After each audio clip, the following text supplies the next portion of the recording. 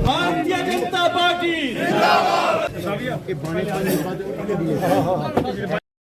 जो सरदार स्वागत करें।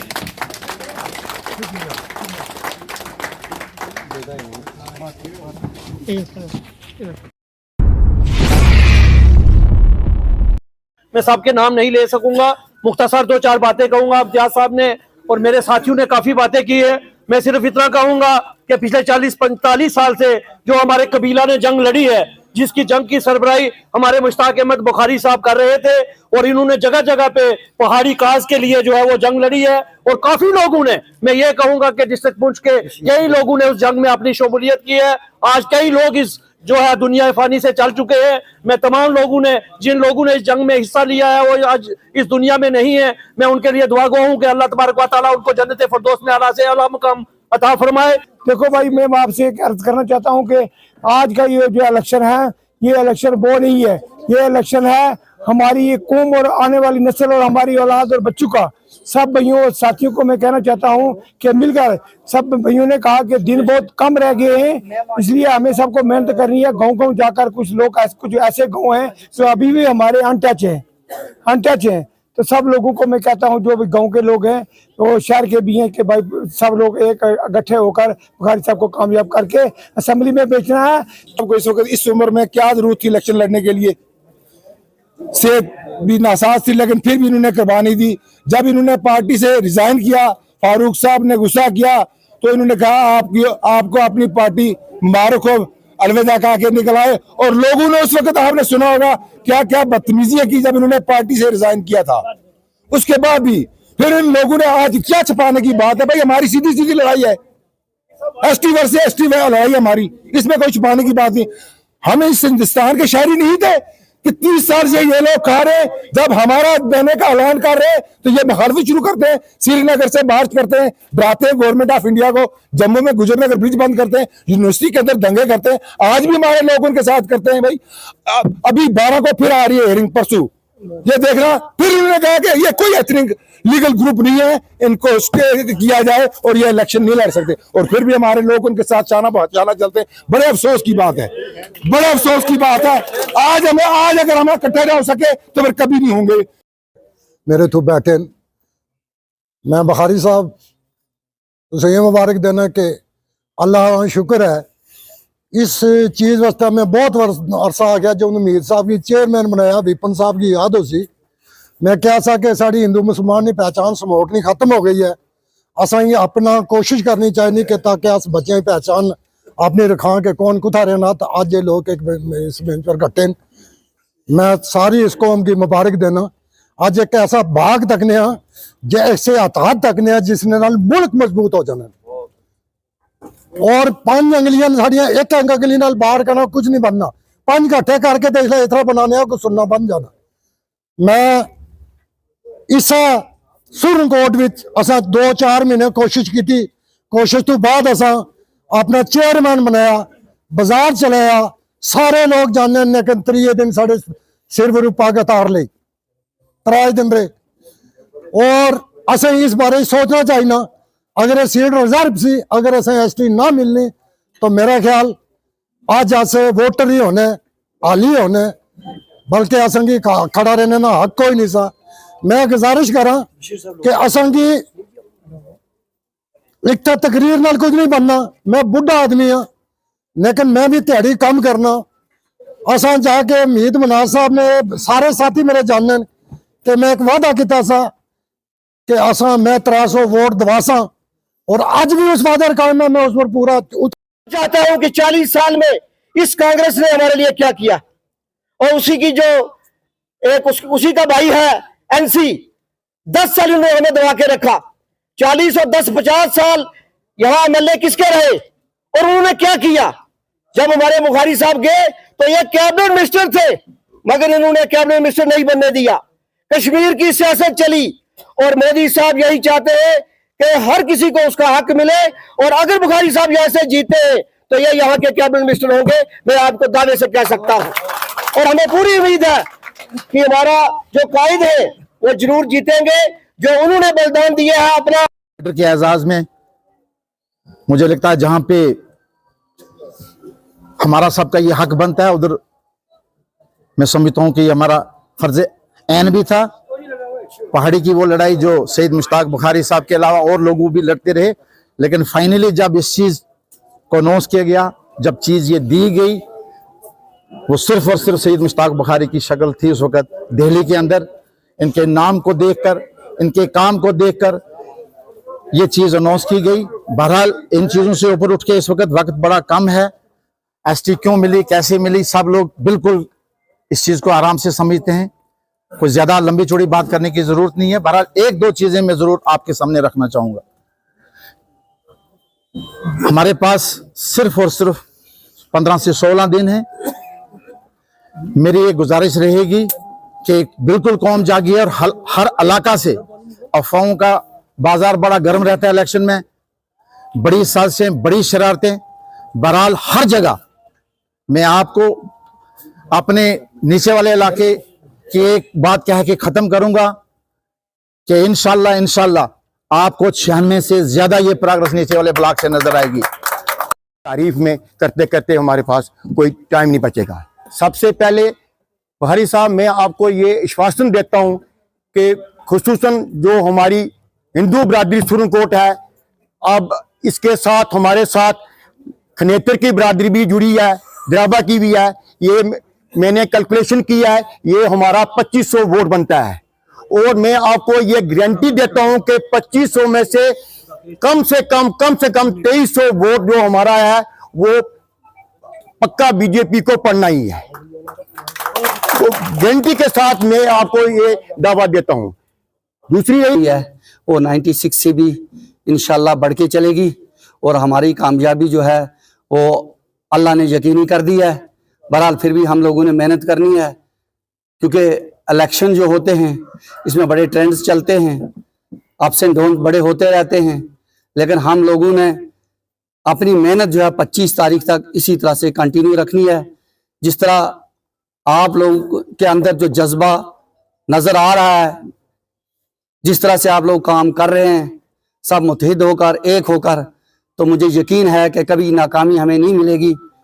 मैं आप लोगों का ज़्यादा वक्त नहीं लूँगा, सिर्फ एक गुजारिश करूँगा कि सारे लोग कल के बाद अब सिटी में नहीं बल्कि गांव-गांव में हम लोगों के ने काम करना है। इसलिए किया, आप कौम के लिए किया है।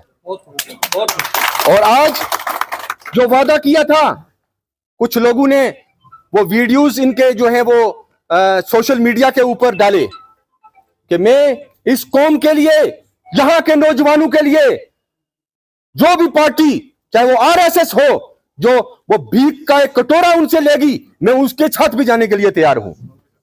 तो आज वो वक्त आ चुका है, वो घड़ी आई है कि आपको वो सब कुछ मिल चुका है। वो किसकी बदौलत मिला है? जनाब सैयद मुश्ताक बुखारी साहब की बदौलत। तो आज कोई फिरकू में बटने की जरूरत नहीं है, हम सबको इनके साथ खड़ा होना है और सुरनकोट की जो सीट है भारी मात्रा में यहां से एक तारीख तक रकम हो और इनको हमने एक बार फिर जो असेंबली में भेजना है। आज बड़ी खुशी का मुकाम है कि असी सुरनकोट दे लोग, खास बिलखसूस इस टाउन दे लोग जिहड़े इकट्ठे बैठे आ और किस खुशी विच कि सानू जो मिलिया पहाड़ी एसटी स्टेटस, उसकी खुशी विच इस जंग नूं असां ने 40 साल लड़िया। बांडे साहब हो या मिर्जा रशीद साहब हो, ठाकर पूरन सिंह हो या और विशपाल सिंह मरहूम, सब ने मिलकर जंग लड़ी, बल्कि अपनी अपनी पार्टियां तक सानू छोड़निया पड़िया। फारूक साहब कहने लगे, मिस्टर बुखारी आप ये पहाड़ी पहाड़ी क्या करते रहते हो? मैंने कहा डॉक्टर फारूक अब्दुल्ला, जो आप कश्मीरी करते हो, जो मियां बशीर साहब गुज्जर करता है, पंडित मंगत राम डोगरा करता है, वही मैं बुखारी पहाड़ी करता हूँ।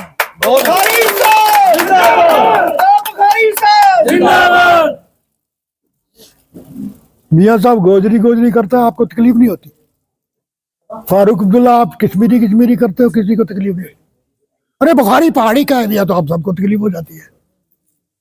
पहाड़ी कोई ऐसी कौम तो नहीं है जिसका नाम लेना गुनाह है।